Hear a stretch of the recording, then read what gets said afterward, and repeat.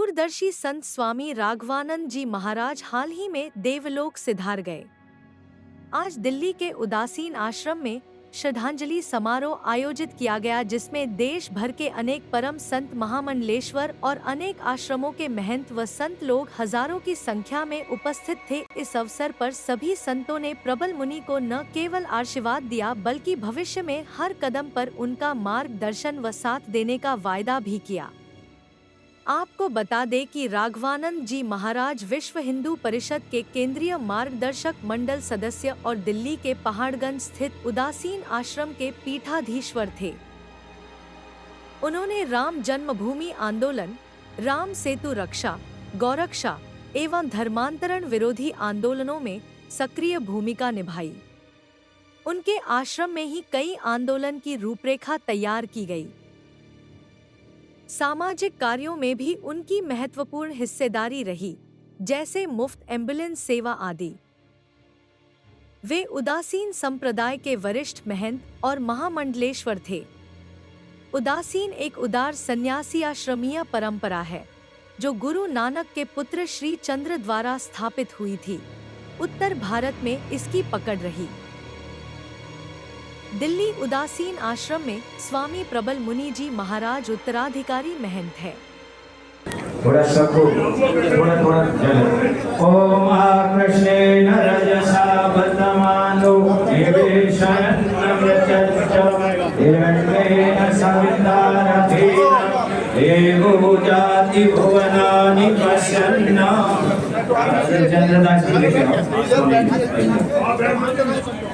स्वामी जी महाराज लगा दो। ओम सहस्रशीर्षा पुरुषः सहस्राक्षः सहस्रपाद शभो। महाराज जी, आज यहाँ श्रद्धांजलि सभा भी रखी गई थी और साथ ही आज महंत भी बनाए गए हैं नए। उनको लेकर के क्या कुछ कहना है, क्योंकि हजारों की संख्या में यहाँ पे लोग और साथ ही देखे गए बहुत से बड़े बड़े महंत भी यहाँ इकट्ठा हुए हैं। बड़े बड़े ऋषि मुनि भी आए थे और बहुत सिद्धियाँ प्राप्त जिन्होंने की है वो भी यहाँ पे आए हुए थे। तो इनको लेकर आप क्या कुछ कहेंगे? देखो, गुरु रामराव उदासीन आश्रम जो पहले स्वामी जी थे, महामंडलेश्वर स्वामी राघवानंद जी महाराज जी, पिछले 54 साल से यहाँ पे रहे। ये कुछ नहीं था, केवल एक पेड़ था और ये जितना निर्माण किया पूज्य स्वामी जी ने किया। अभी पिछले 3 तारीख को स्वामी जी का देहावसान हो गया और आज 20 तारीख है। तो हमारे उदासियों में 17वीं मनाते हैं, गृहस्थों में 13वीं मनाते हैं, लेकिन सन्यासियों में 17वीं मनाते हैं। तो आज 17वीं का आयोजन था, जिसमें पूज्य स्वामी जी को श्रद्धांजलि सभा, जिसमें भारत के बहुत संत आए। स्वामी हरचेतनानंद जी महाराज, जैन मुनि, विवेक मुनि जी, और भारत के हरिद्वार से, पंजाब से, हिमाचल से, हरियाणा से, उत्तर प्रदेश से, मध्य प्रदेश से, पूरे भारत से सब आए। और संघ के भी आरएसएस से अपने सरकार रवाए, दत्तात्रेय होसबोले जी, सुरेश सोनी जी, रामलाल जी, बीएचपी के हमारे बड़े दिनेश जी, तो सब लोग यहाँ पर आए और श्रद्धांजलि स्वामी जी को दी। और जब कोई आश्रम का स्थान रिक्त हो जाता है तो जो आश्रम में पहले होते हैं उनके कोई सुयोग्य शिष्य को हम महंत बनाते हैं, ताकि इस आश्रम की व्यवस्था सुचारू रूप से चल सके। तो आज प्रबल मुनि जी को सभी संतों के सानिध्य में आज यहाँ का पट्टाभिषेक भी हुआ, उनकी महंती हुई, और ताकि इस आश्रम की व्यवस्था जैसे स्वामी राघवानंद जी महाराज चलाते थे पहले, वैसे ही सुचारू रूप से चले। तो इस तरह से सभी संतों ने पूरा आशीर्वाद दिया है। सामाजिक, धार्मिक सब प्रकार के लोग यहाँ पर आए और आज उनको आशीर्वाद दे करके उनको यहाँ की महंती दी गई और स्वामी जी को श्रद्धांजलि दी। प्रबल मुनि जी महाराज, जिनका आज महंत के तौर पे उन्हें गद्दी दी गई है, गद्दी सौंपी गई और साथ ही सारी उदासीन आश्रम की जिम्मेदारी भी सौंपी गई है। उनमें कुछ क्वालिटी भी देखी गई होगी। उनको कौन से उम्र में वो आए जब उनके अंदर इस तरीके की क्वालिटी देखी गई थी, जिसके बाद उन्हें महंत के तौर पर गद्दी सौंपने का विचार किया गया? देखो, जो प्रबल मुनि जी हैं वो एक दिन के थे जब स्वामी जी ने एडॉप्ट किया। एक दिन के? हाँ जी। और वो मतलब पूरा लालन पालन यही हुआ, उनकी शिक्षा दीक्षा भी यही हुई। तो जैसे पिता पुत्र का संबंध होता है ना, वैसे हमारे यहाँ गुरु शिष्य का वैसे ही संबंध होता है। तो और स्वामी जी के एकमात्र शिष्य वो हैं और उनको स्वामी जी ने पढ़ाया लिखाया, योग्य बनाया। और योग्य बनाने के बाद जब पूरे देखने संतों के सानिध्य में रहे, गुरु परंपरा में रहे, गुरु परंपरा में पूरा जीवन प्रारंभ से ही गुरु परंपरा में रहा। तो वैसे ही संतों में कैसे रहना चाहिए, कैसे संचालन करना है, कैसे आश्रम की मर्यादाएं क्या हैं, संन्यास परंपरा की मर्यादाएं क्या हैं, वो सारा पहले दीक्षा दी जाती, दीक्षा के बाद ये सारा चीज़ बताया जाता है। तो वो सब उनको तैयार इस प्रकार से किया गया है ताकि आगे आश्रम की सुचारू रूप से व्यवस्था की जा सके और इसका संचालन अच्छे ढंग से किया, तो वो तैयार किया गया हो। जी, मतलब उन्हें बचपन से ही शिक्षा दी गई थी कि किस तरीके से, क्योंकि उन्हें बचपन से ही बता दिया गया था कि उन्हें आगे जाके पूरा ये जो भी है आश्रम का कारोबार है सब संभालना है। बिल्कुल, तो शुरू से।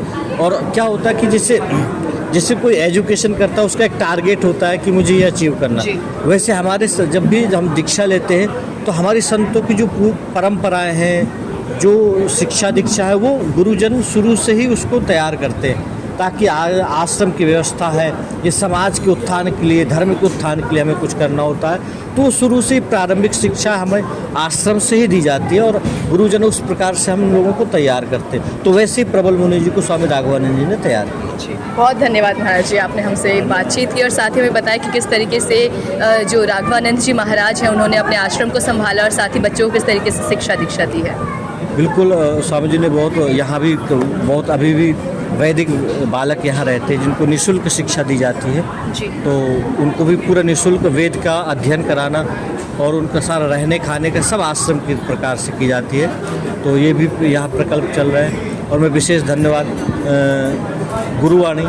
गुरुवाणी जो पूरे भारत में सनातन संस्कृति के लिए काम कर रही है, और मुझे बड़ी प्रसन्नता है। मैंने देखा भी कि सब जगह गुरुवाणी चैनल जा कर के और धर्म के बारे में, संस्कृति के बारे में, संस्कारों के बारे में, जो क्योंकि आज संस्कारों की आप देख रहे हो, संस्कार आज का जैसे मॉडर्न हम होते जा रहे हैं वैसे कम हो रहा है, लेकिन ये गुरुवाणी आपका चैनल जो पूरा संस्कार संस्कृति के कार्यक्रमों को घर घर तक पहुंचा रहा है, ये बड़ी प्रसन्नता है और मैं शुभकामनाएं देता हूँ चैनल को। बहुत धन्यवाद गुरु जी आपका। इंद्रदेवं शिवं द्वितीयं भस्मालिप्तं शशिपूर्णं पद्मासनस्थं शुद्धं यतेन्द्रं वाकाय चित्ते सत्यं भजे। मंच पर उपस्थित सभी महापुरुषों के चरणों में वंदन। उपस्थित सज्जनों आपका सभी का बहुत ओम नमः। पहले तो ये संत समागम, ये श्रद्धांजलि सभा हमारे पूज्य स्वामी महामंडलेश्वर श्री राघवानंद जी महाराज के समाधिस्थ होने के उपलक्ष्य में यहाँ पर ये बहुत बड़ा कार्यक्रम हो रहा है। इस कार्यक्रम पे देश विदेश से लोग आए हुए हैं, देश विदेश से संत महात्मा आए हुए हैं। बड़े बड़े महात्मा अपने प्रवचन दे रहे होंगे, आपने देखा होगा, सुना होगा कि यहाँ पर ऐसा लग रहा है कि पूज्य स्वामी राघवानंद जी महाराज आज हमारे बीच में नहीं है, लेकिन उनकी अनुपस्थिति में जहाँ पर संतों का एक पूरा समूह, संतों का एक पूरा जमावड़ा, संतों का एक पूरा जहाँ पर लोग जो दिख रहे हैं, यहाँ पर सभी संत यहाँ पर दिख रहे हैं। मेरा कहना सिर्फ आज के पक्ष में ये है कि इस संत समागम में परम पूजनीय स्वर्गीय श्रीमान राघवानंद जी महाराज, जो कि अब हमारे साथ में नहीं है, वैसे साथ में नहीं है, लेकिन हम मानते हैं कि वो हमारे साथ में हैं। उनका स्नेह, उनका आशीर्वाद, उनका संबोधन, उनका वो बातें हमें याद आती हैं कि जो राघवानंद जी ने हमें यहाँ पर दी थी। मैं सभी से अपील करना चाहता हूँ कि राघवानंद जी हमारे बीच में नहीं है, लेकिन आज उनकी वो बातें, उनके उपदेश, उनके जो कार्य, वो सब हमारे बीच में हैं। हम सभी उनको नमन करते हैं, उनको श्रद्धांजलि देते हैं। मैं 108 फुट हनुमान मंदिर, जो कि बड़ी हनुमान जी की मूर्ति है, वहाँ से आया हूँ। मैं सच्ची श्रद्धांजलि उनको ये सभी की माध्यम से ये होगी कि अपनी अपनी सब उनकी जो बातें की हुई हैं, उन्होंने बातें बताई हुई हैं, उन्होंने दिए हुए, उन सभी को नमन करें, उन सभी का पालन करें। यही सत्य श्रद्धांजलि है। ओम नमो नारायण, ओम नमो नारायण। बहुत धन्यवाद महाराज जी। स्वामी राघवानंद जी महाराज एक कर्मशील संत थे जिनका जीवन राष्ट्र, धर्म और सामाजिक कल्याण के कार्यों के लिए समर्पित था। उनकी देहावसान से दिल्ली में उदासीन परंपरा और सामाजिक गतिविधियों को एक अपूरणीय क्षति पहुंची है। उनके द्वारा स्थापित मार्गदर्शन, आंदोलन और धर्म संरक्षण कार्यों की प्रेरणा से भावी पीढ़ियां भी लाभान्वित होंगी।